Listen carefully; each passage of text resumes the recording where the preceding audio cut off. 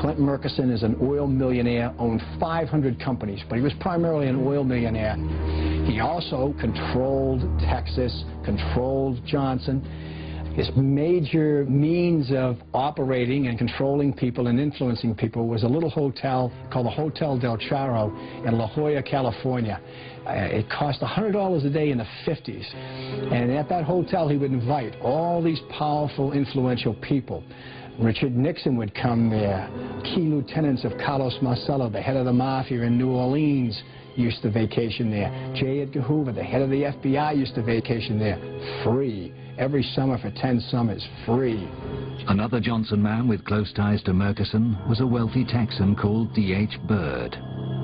D.H. Byrd was an underboss for Murchison. He was a Del Charro regular.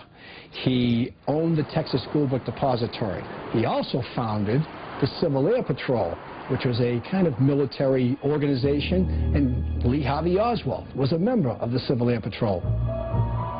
Another associate of Murchison at the time is Bobby Baker. Bobby Baker's in trouble with the scandals, and he was in all kinds of business deals with Murchison, and many of them were illegal. So Murchison was concerned that Baker and that corruption would lead to his door. And maybe not only would Baker go to jail and Lyndon go to jail, but maybe Murchison would go to jail. Clint Murchison Sr. was one of the wealthiest men in Texas. He was an old-time wildcatter. And he and Sid Richardson had bought the license to run a famous racetrack in California called Del Mar.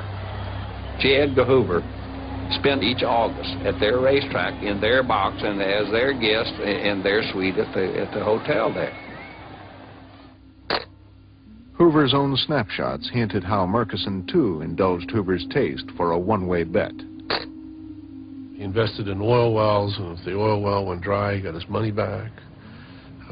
Before he purchased stock, he wanted to know what the inside information was. He got it, then purchased stock, which is all illegal for any citizen. And old man Murchison told me that the most important person in the world to be close to was the sheriff, and he owned a piece of Mr. Hoover because he felt by making certain that he had the box on the finish line, paying his hotel bills and his food bills, that he owned a piece of Hoover. No doubt about it.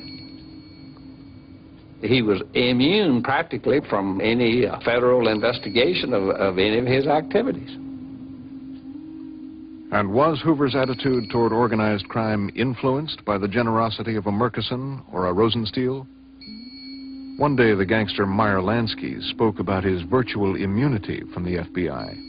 He says, if you'll note, he says he doesn't go after anybody like Santo, myself,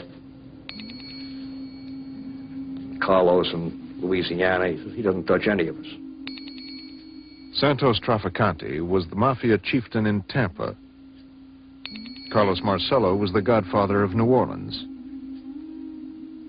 And I said, you mean to tell me that you pay off Hoover? And he said, absolutely not. He wouldn't take a penny in front, especially from a guy like me. And he laughed.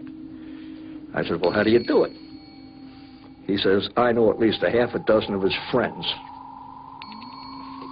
that are friends of mine. And he went like this to show like quotes. He says, and they take pretty good care of me. But Hoover's gambling and his dubious friendships never tarnished his image. To the public, Hoover was a real-life hero.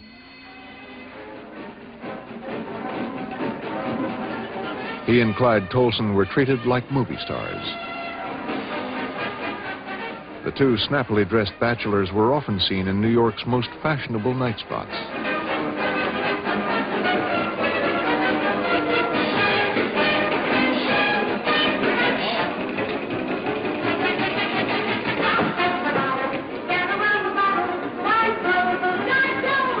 One of their favorite hangouts was the Stork Club, managed by Sherman Billingsley, who used to place illegal bets for them. It was here one New Year's Eve that Hoover and Tolson betrayed the secret they shared, a secret that could have destroyed Hoover's reputation and his career. Then Art said to me, it's common knowledge that they're queer, that they're fairies. Those are the terms used in those days. But he said, we don't talk about it. Whether we like it or not, it's always been true that a public man's private sex life makes him vulnerable. Hoover knew this.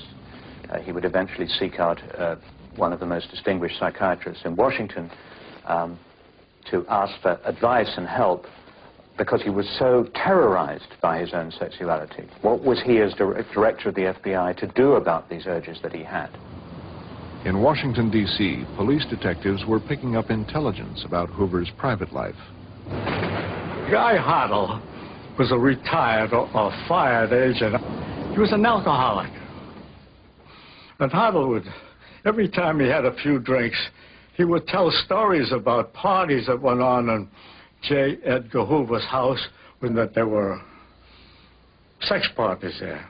No girls. So when you say sex parties, what does that mean if you have no girls? I remember Ash Resnick at the Caesar's Palace. He used to be the manager of the nightclub there.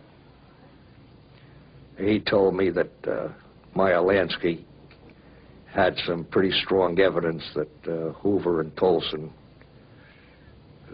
were both homosexuals. When he was asked what that meant, he said that Lansky had obtained photographs of Hoover in a compromising situation with Clyde Tolson. One man who actually claims to have seen such photographs is Gordon Novell, a controversial figure with connections to the intelligence community. Novell, who had worked for the White House in the early 1960s, became involved in a complicated legal action which the White House wanted him to pursue, but which Hoover wanted dropped. So I went to the White House, and the White House sent me to Mr. Angleton, Director of Counterintelligence, CIA. We met in a restaurant, and I told him my problem, and he says, I know what your problem is. He said, you need to tell Mr. Hoover you've met with me and that you're not going to dismiss the lawsuit and that you've seen this. At which point he opened up his briefcase and pulled out a couple of photographs of Mr. Hoover in flagrante delicto, I guess is one way to describe it. Having oral sex.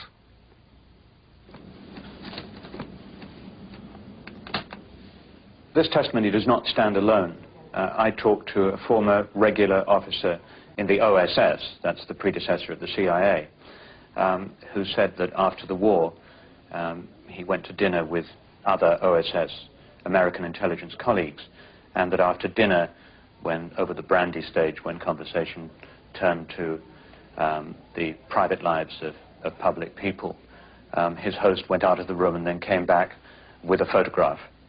And this was passed around the table, and the photograph showed two men, Hoover and Tolson, engaged in homosexual activity. In New Orleans, where the CIA and the mafia had sometimes collaborated, Mafia Don Carlos Marcello told Gordon Novell that he, too, had seen a photograph. I had volunteered the information that I had seen a picture of Mr. Hoover in performing oral sex, and he said that he had seen it, too, and that had been used to keep the FBI, but not the Justice Department, off the back of the mob. Meyer Lansky had some pretty heavy stuff on Hoover, that he was a homosexual, without any question. And he'd shove it to him if he ever had to. Irving Resnick said Lansky was the guy who controlled the pictures, and he had made his deal with Hoover to lay off. That was the reason that for a long time we had nothing to fear from the FBI.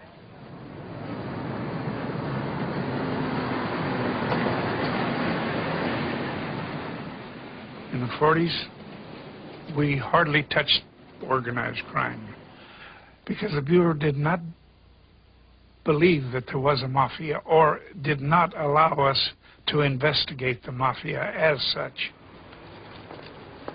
For the vital decades of the mafia's growth, Hoover denied that nationally syndicated organized crime existed and ignored all evidence that it did.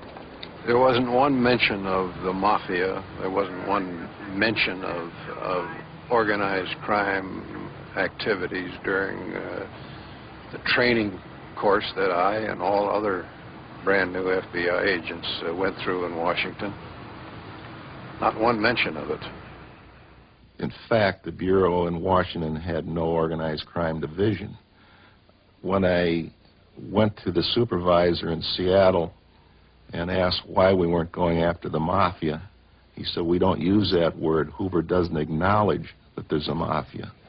Mr. Kennedy, do you expect to delve into any particular fields when you take over as Attorney General? Well, I think that there are a number of different areas and where action is needed. I think that in the field of organized crime, I think it's a very serious situation that's facing the country at the present time.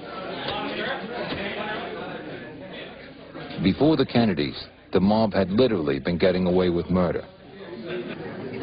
The glory years for the mob were right after the Second World War, right up to 1960. That was it.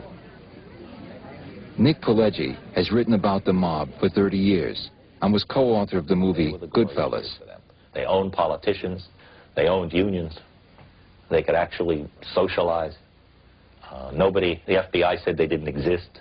I mean, it was unbelievable. It was glorious. Now, would you explain what evading a place means? Well, if you're Jack and Robert Kennedy had studied the mob since 1957, when they took the lead on the McClellan Committee's investigation of organized crime and its association with organized labor. They focused on Jimmy Hoffa, president of the International Brotherhood of Teamsters, the largest union in the country. They were quick to clash. I would like to say, Senator, that if you're trying to penalize the American labor movement for Hoffa, or for your dislike for Hoffa, then spell it out in the law, exempting everybody except Hoffa. Will you please? Well, we're exempting everyone but racketeers and hoodlums and crooks. I would like to have you draft that language, sir. I'm not talking necessarily... As Attorney General, Robert Kennedy was determined to convert his knowledge of the mob into a new national policy. Don't define it. Do something about it, he told the young lawyers he recruited for this mission. Robert Blakey was one of those lawyers. You just can't know how inefficient and complicated and inept the government is unless it's held together in some way by the force of somebody's personality. Robert Kennedy had that and did that. He forced FBI Director J.Edgar Hoover to shift manpower and resources away from hunting communists to busting gangsters. He surfaced mob informant Joe Valachi in a nationally televised hearing. Then he picks your finger. Who? The Godfather. He picks your finger. He picks your finger with a needle. Makes a little blood come out. In other words, that's the express the blood relation. Supposed to be like brothers. That's the letting of blood. That's right. All of us in that position. Under Robert Kennedy, successful prosecutions of organized crime figures increased 700%.